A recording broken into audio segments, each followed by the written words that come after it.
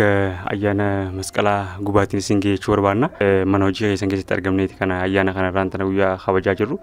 Maqaan kan koo Shimallis Badhaaniitiin jedhama. Kanan dhaladhe immoo godina Arsii aanaa Digaluu Fiixijoo magaalaa Hoofii jedhamtu ganda Aymuraa Boleedinaa jedhamtu keessatti kanan dhaladhe. Barnoota koo sadarkaa tokkoffaa mana barumsaa Lolee Ofiitti kanan baradhe. Barnoota koo sadarkaa tokkoffaa irraa kaasee barataa sadarkaa tan ture. Barnoota kooti sadarkaa tokkoffaa hanga sadaffaatti kanan ba'aa ture. Kutaa 8 akkuma xumureen gara magaalaa Saguree kutaa 9ffaa yeroo baradhutti jechaadha. Isa duras wantoota adda addaa nan yaala kalaqaan ol qabatee jechaadha. Saayinsii fi teekinooloojii kana irratti baay'een hirmaadha. Barnoota saayinsii uumamaa kanas baay'een jaaladha. Barnoota kutaa 9ffaa yeroo ga'utti ministeera saayinsii fi teekinooloojii federaalatiin meedaaliyaa warqee kan badhaafame jechaadha. Kalaqa hojjechuudhaan. Kanaafuu yeroo ijoollummaa kootti fi barnoota koo sadarkaa tokkoffaa lammaffaa akkasumas preparatoriin baradhutti teekinooloojiiwwan adda addaa kalaquudhaan barnoota koo cinaatti kanan dabarsaa ture jechaadha. Akkasumas immoo biizinasii dhuunfaa kooti ijoollummaa kootirraa kaasee hojjechaa kanan ture jechaadha. Wal cinaatti isaan kanniin hojjechaati kanan barachaa ture kalaqa akkasumas immoo biizinasii dhuunfaa yeroo duraanii mana rifeensatti kanan hojjedhu. Baazee dirqamni waan hundaa'u si barsiisa wantoota adda addaa jechaadha. Ani barnootas barachaa hojiis hojjechaati kanan baradhe keessattuu mana rifeensaa kanan eegale. Abbaan koo mana rifeensaa hojjechaa ture waan ta'eef ogummaan abbaa kootirraa dhaale jechuudha. Mana rifeensaa galee yeroo boqonnaa kootitti akkasitti hojjechaati kanan barachaa ture jechaadha. Akkuma guddachaa deemuun immoo ogummaa biroo dabaladhe ogummaan suuraa kaasu mana suuraa amma hojjechaa jiru kana jechaadha. Yeruma sanii kanan gabbifadhe barnootuma koo sadarkaa tokkoffaa kutaa 7-8 yeroo baradhutti kaameraa xiqqoo ishee bitachuudhaan kanan manuma barumsaa keessattuu waxabajjii 30 yeroo manni barnootaa cufamu suuraan baay'ee kaa'aman biratti kaameraa namarraa achumatti bitadhe. Kaameraan yeroo durii sun yaashkaa jedhamti fiilmiidhaan kan hojjettu ishee sangatuma xiqqoodhaan kanan bitadhe saayibuma namootuma lumaa kootirraa jechaadha. Isan bitadhe tan suuraa hojjechuu eegale jechaadha. Suuraan immoo irra caala kan hojjetamu biratti waxabajjii 30 yeroo kaardiin mana barnootaa kennamu fi yeroo barattoonni badhaasa fudhatan kan hojjetamu jechaadha. Haala saniin osoo natti hin ulfaatiin yeroo boqonnaa kootitti yeroon qabutti fayyadameetu biizinasiis hojjechaa ittiin of gargaara. Barnoota koo hanga yuunivarsiitii xumurutti bara darbe yookiin bara 2015 kanan eebbifame yuunivarsiitii Haramaayaatti hanga yeroo kanaatti jechaadha. Biizinasii dhuunfaa kootii hojjechaa tuman kan barachaa ture jechaadha.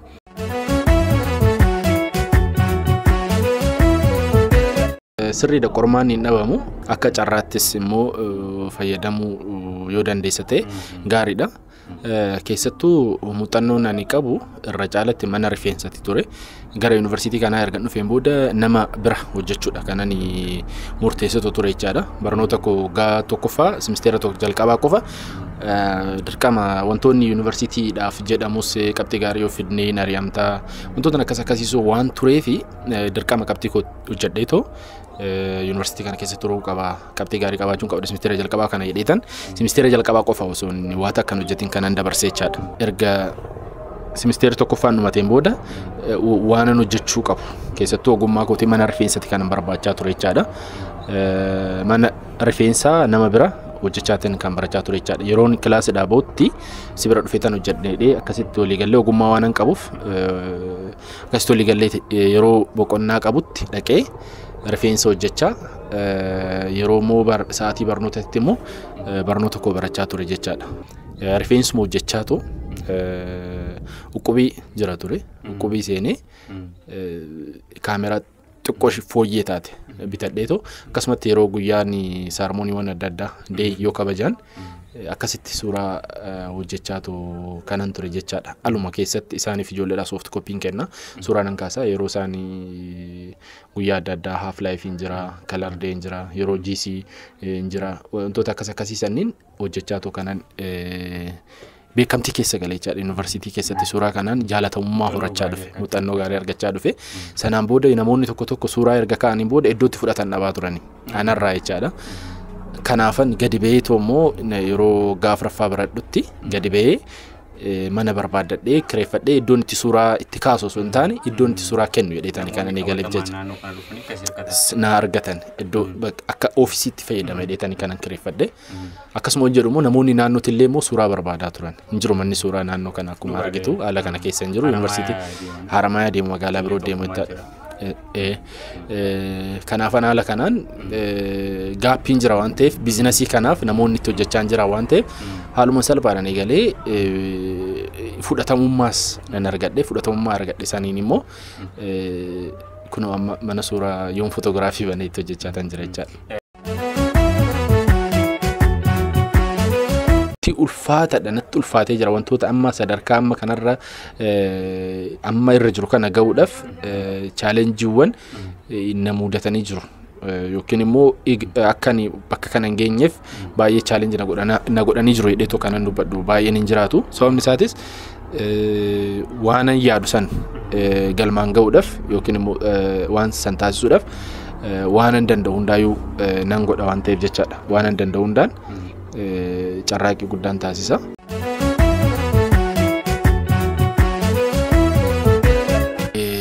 Baay'ee barnoota koo elektirikaal kompiitara injinaringiidhaan asii reegulaariidhaan baradheen xumuree manaajimentis baradhee xumureetan jira. Isaan kanneen lachuuyyuu kanan baradhe hojjechaa tuma jechaadha.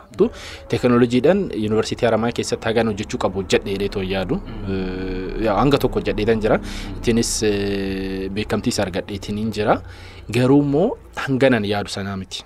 Ani kana yaadu baay'ee ture wantoota baay'ee yuunivarsiitii kana keessatti keessattuu Institute of Technology keessatti silaati anoo baay'een yaadaa ture hagan yaadu san yoon success gochuus baadhee garumoo waan baay'eenaaf gumaacheera yuunivarsiitiin Haramayaa akkan survive godhu akkasumas immoo hawaasa naannootis hawaasa yuunivarsiitiitti illee akkan sarvisii kana akkanasitti kennuuf carraa naaf ta'ee jira. Barnoonni gama elektirikaal kompiitara injinaringii akkasumas immoo manaajimentii illee yuunivarsiitii kanarraa argadhe akkan ittiin jireenya koo keessattuu liid akkan godhu jireenya koo akkasumas immoo namoota birootiif fakkeenya akkan ta'u na taasisee jira jechaadha. Barnoota koo nagaadheetoo dhaabuu hin fedhu hin dhaabusi fuuldurattis wanti barachuu barbaadu ni jiraata. Ogummaan ani yookiin kalaqa irratti qabus makaanikaalaan baay'ee walitti hidhata qabaata. Maastersii koo elektiroomakaanikaaliidhaan hojjechuu nan fedha. Yuunivarsiitii Haramayaa keessatti yookiin nama ta'e information isaa hin beeku. Carraa yoon argadhe elektiroomakaanikaali barachuun barbaada. Sababni isaatis maashinoonni baakgiraawundii wantoonni ani hojjedhe tanaan duras kalaqoonni ani hojjedhe makaanikaalii fi elektirikaaliidhaan wantoota wal qabatudha jechaadha. Kanaafuu elektiroomakaanikaali osoo baradhee maastersii koo isaan osoo cimsadhee waan baay'ee hojjechuu nan danda'a dheeti kana namanu jechaadha. Baay'ee fuudhu wantoonni basic ta'an baay'eetu jiraatu. Ani fuudhaaf yaadeen beeku sa'aatii kanatti jechaadha yeroo kanatti sababni isaati wantoonni dursuu qabaatu jira keessattuu waa'ee maatis baay'ee tokko murteessaadha. Milkaa'ina jechuun prosesii san yookiin immoo wanta yaaddisan bira ga'uudhaaf yoo eegalte inni sun anaaf milkaa'ina eegaluun jechaadha. Keessattuu ani production irratti baay'een hojjechuu fedha. Barnoota koo wanti baradheen wal qabataa waliin qabatu wantoonni baay'een jedhamuu danda'a beektaa. Garuu kanan baradhe elektirikaal kompiitara injinaringidha waa'ee kompiitaraati. Meentanansii waan adda addaas ogummaa nan hojjedha.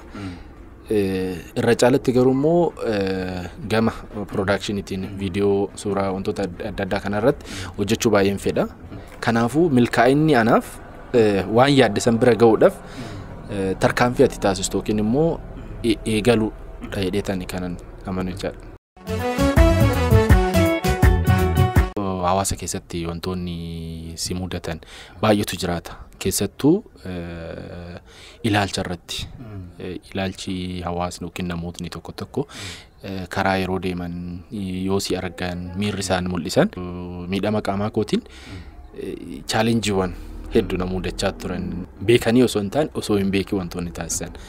keessattuu mudannoowwan hedduu qaba qaama miidhamummaa kootiin ol qabatee jechaadha yeroo ijoollummaa kootitti kiraanchidhaan kanan deemaa ture uleedhaan kanan deemaa ture lukti kan koo akkasitti akka amma jedhu kanatti hin deemu waan ta'eef jechaa ture kiraanchi koo na cinaatti ilaalanii namoonni saantima naaf darbatan jiru akka kadhattuutti jechaadha namoonni waan kana immoo yeroo taasisan beekanii yookiin immoo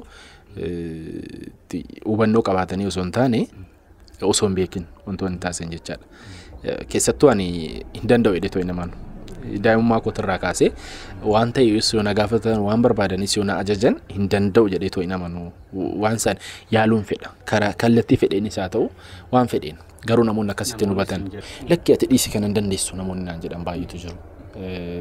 Akkasumas immoo akkuma duratti kaasee miidhamuma kan koo qaama miidhamaa koo ilaalanii namoonni karaa artis yeroo na bira darbuuf deeman dhaabatanii faa maallaqa naaf kennuudhaaf yeroon isaan itti yaalan jiru. Kanarraa ka'ee ani ijoollummaa kootitti maaltu na keessattuu uumame sitti fakkaate kanaafuu ammas wanti ani jijjiiruu barbaadu keessattuu qaama miidhamaan namoota birootiif taasisuu akka danda'u.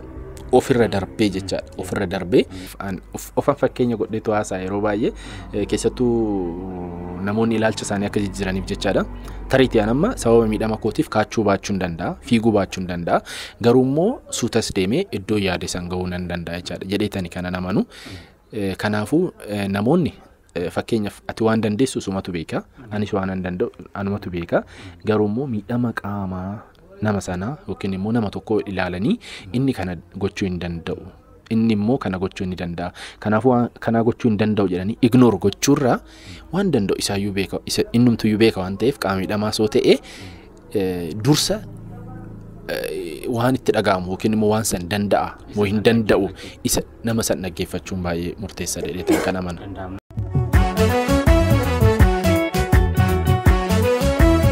Maaf maatii faana dabarsan jiru yeroo baay'ee ayyaana masqalaas haa ta'u ayyaanota garaagaraa maatii faana kanan dabarsu egaa ayyaanni yoo dhufe kaa wantoonni miirri koo eegu baay'eetu jira keessattuu fooliiwwan adda addaa kan daabboo difoo akkas galgala ayyaanaa gaafa 16 jechuudha daamotii kan gubamu daamotii kana bakka yeroo gubanitti ni sirbamaa farsoon ni dhugamaa akkasumas immoo raafuudha kan nyaatamu galgala kana jechaadha namoonni ollaa walitti dhufaniiti warra raafuun kunika raafuu amma booda nyaannuudha natti fakkaata har'arraa nigaa